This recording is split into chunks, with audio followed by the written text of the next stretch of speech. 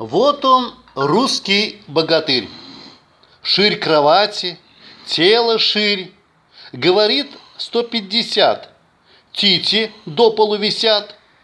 Не сказал размер какой, но похоже на 8. После трапезы уснул, на все здание храпнул. Прибежали врач, сестра. Неужели до утра будет спать сия гора, эту музыку творя? Что же делать?